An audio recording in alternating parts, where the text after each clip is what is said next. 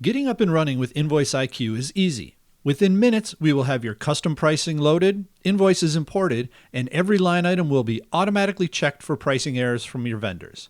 Let's get started. As you can see, I've already created a couple vendors in this account. Let's add a new one.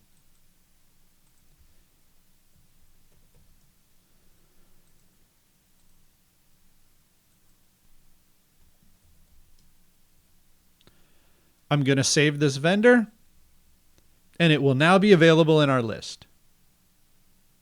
Next, let's create a price list. A price list is your special pricing agreement that you have with your vendor or supplier, and it contains the item number or SKU from your vendor, unit of measure, unit price, and product description. I'm going to start by adding the new price list.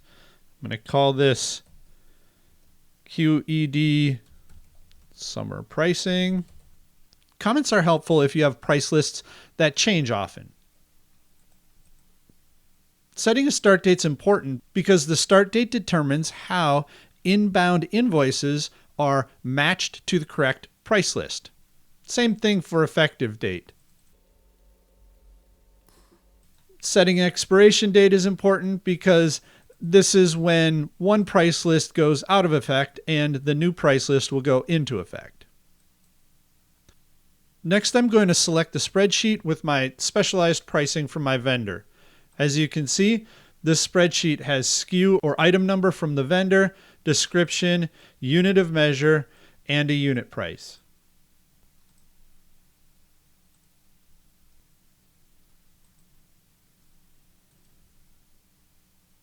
The system will help you map out the columns. I click Create, and voila!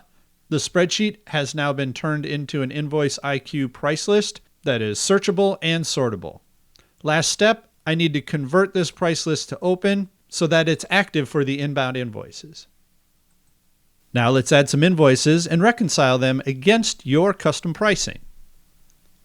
I click the New button, Upload. I'm going to choose our vendor. In this case, my invoices are going to come from Superior Supply Company. InvoiceIQ accepts invoices in a couple different formats. We can upload invoices that are individual PDF files, like this example here. Each one of these is a separate invoice. Or many of our clients are receiving many invoices each day from each vendor, and those come in a single packet, meaning one PDF file has multiple invoices in that single PDF file. You can upload those in either way, and the system will split those out into separate records. In this case, I'm going to highlight these 3 invoices, and I'm simply going to drag and drop them onto this panel and click the Upload button. It may take a moment for the system to take each line item from each invoice, find the correct line item on the price list, and make the comparison. As you can see, these are processing. Now they've been accepted. Let's take a quick look at one of these that have been accepted. Notice the lightning bolt icon? It means that the invoice has been automatically accepted. If we look at the details for this invoice, there were 3 line items, and the system automatically approved all 3 line items.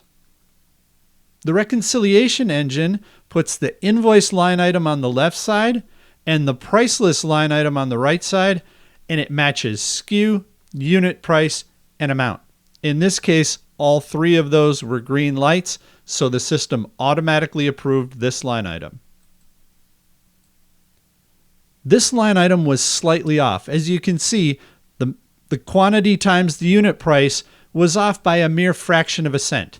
There was a threshold set, and the system automatically approved the invoice because the price just wasn't that far off. This is a configurable threshold. Now let's take a look at this invoice that had an error. As you can see, this first line item was automatically approved, but there are a couple lines that have issues. I'm going to tap the reconcile button. This first line item has a matching SKU and unit price. And again, these price lists and invoices can go out to several decimal places. And in this case, the total amount of the line item was within the threshold, just a fraction of a cent. In this line item, the SKU or item number was correct, but the unit price was incorrect. And as you can see, the invoice is higher than the price list line item.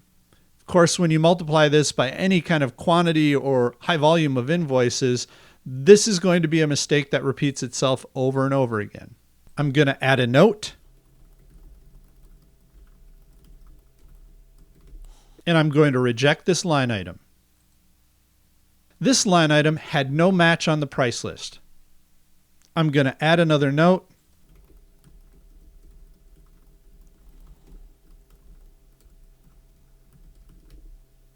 And reject the line item. I'm also going to set the status of the invoice to return for vendor fix. If we go back to our invoices list, we'll see that 2 invoices were accepted. One of them needs attention. After going through all of my invoices for the day, I can generate a report that will list out the rejected line items. This report contains the invoice ID, as well as the notes that we took when we rejected the line item. I can use this report to discuss pricing issues with my vendor. InvoiceIQ is integrated with several accounting systems. Please contact us to learn more about configuring QuickBooks Online, Sage Intacct, or your accounting system to automatically transfer bills payable from InvoiceIQ directly to your accounting system. Thank you.